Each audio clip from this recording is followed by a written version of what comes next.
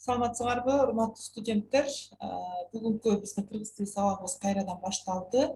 Санаттоочтор боюнча машыгуу иштерин жасайбыз бүгүн, кайталоо. Жана бүгүнкү биздин текстибиз Шабдан Баатыр деп аталат. Күндөгүдөй эле биз сабагыбызга төмөнкүдөй максат коебуз. Кыргыз тилиндеги санаттоочтор алардын күнүмдүк турмушта колдонулушу боюнча машыгасыңар. Алардын колдонулуш эрежелерин, жазылыш өзгөчөлүгүн үйрөнөсүңөр, берилген сүйлөмдөрдөн жөнөкөй жана татаал санаттоочторду табасыңар балдар. Жана санаттоочторду кыргызча сабаттуу туура жазууга жана сүйлөөгө үйрөнбөсүңөр. Алгач санаттоочторду кайталоо үчүн төмөнкүдөй суроолорго жооп берүүгө аракет кылгыла. Санаттоочтор кандай суроолорго жооп берет? Эстеп көргүлө. Сан деген бул 1, 2, 3, 4 деп ушул санат, сан.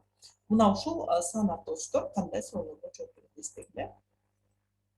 Андан кийинки сурообуз бул санаттоочтор сөздөргө мисалы, санаттоочу сөздөргө мисал келтиргиле жана аларды катыштырып сүйлөңүзгүлө. Мисалы, мен бир канча мисал коюп койдум. Эми сан деген абдан көп, санаттоочторда майнысына карай ар кандай болуп бөлүнөт, 6 топко бөлүнөт. Аны силер жакшы билесиңер. Ошонун ар биринен койгонго аракет жасадым. Мисалы 1, 7, 4дөй, 100дөй, 10дон 5, 4 жана башкалар. Ушул сыяктуу сандарды мисал кылсак болот.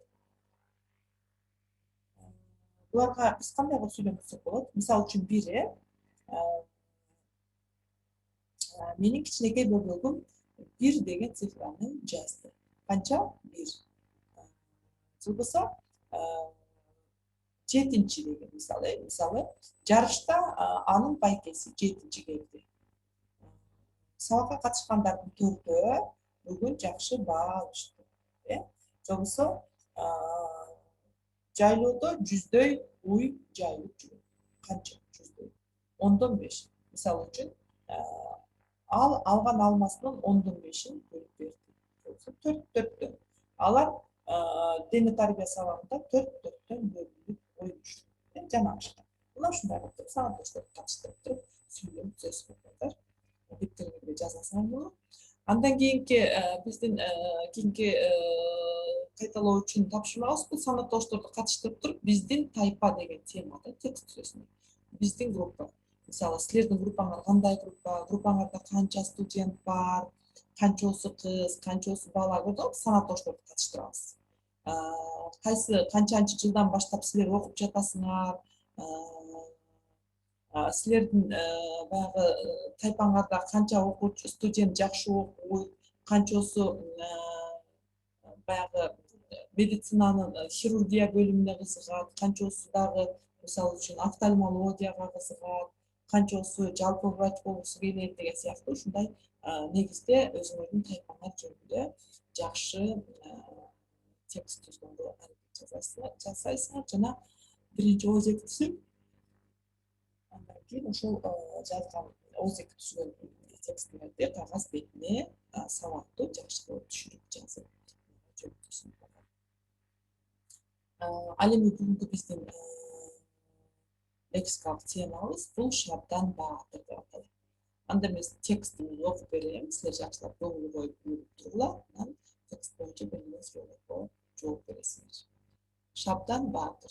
Кокон хандыгы кыргыздарды караткандан кийин кыргыздар козголуп каршы чыкпасын деп айрым таасирдүү манаттардын балдарын кокондуктардын ордосуна алып, ордодо болуучу оюн-шоокторго кабыл алууга катыштырып турган экен. Аларды 1-2 жылда ишке үйрөтүп, ханга жаккан жигиттерди шаарга бет болуп жиберген. Кокондогу ордодо 1860-жылдары кыргыздардын жигиттеринен 4 болгон. Алардын биринчиси Алайлык Адигене уруусунан чыккан Алымбек, экинчиси Сарбагыш уруусунан чыккан Шабдан, үчүнчүсү Солто уруусунан чыккан Байсейит, ал эми төртүнчүсү Бугу уруусунан чыккан Кыдыр болгон экен.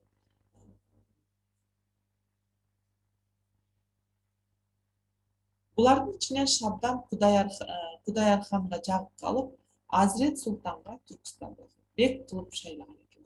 Түркстанда бек болуптур Шабдан. Бирок андай иштебей, атасынын таасири менен чүйдө калган.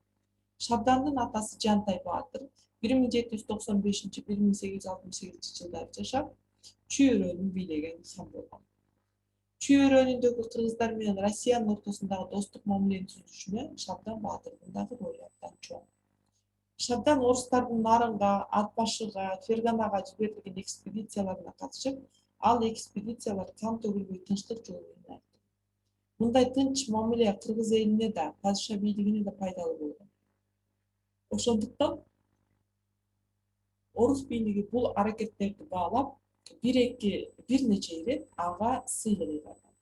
Орус бийлиги кыргыз жерине орногондон кийин да Шабдан чыр чатак чыккан жерге барып, аларды элдештирип, жаңжалдарды басып турат. Демек, өзүңөр билгендей Шабдан Баатыр абдан мындай бир сабырдуу, элди ойлогон, элдин тынчтыгын ойлогон, элге кызмат кылсам дегенде абдан так эткен мыкты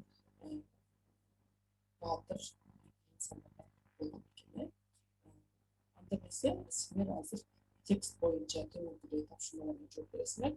Тексттеги жаңы сөздөрдү жаттайсыңар жана тексттен санатошторду, энчилүү зататошторду таап, канча санатош бар экен жана кандай энчилүү зататоштор бар. Энчилүү зататоштор булар баштама мыйзамдагы адамдардын, жер суулардын, ар кандай хандыктардын аталышы кирет. Анан текстти өзүнүн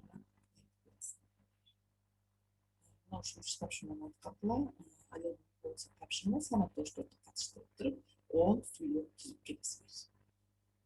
Кошумчалар турат. Сабакка катышып, кийинки сабакка чейин жолукканча саламатта болуңар. Үйрөнгөн тапшырмаларды толук аткардылар. Класс ишин, аудитордук иштерди өз убагында өткөрдүк. Ал эми тапшырма болсо, тапшырма деп жазып туруп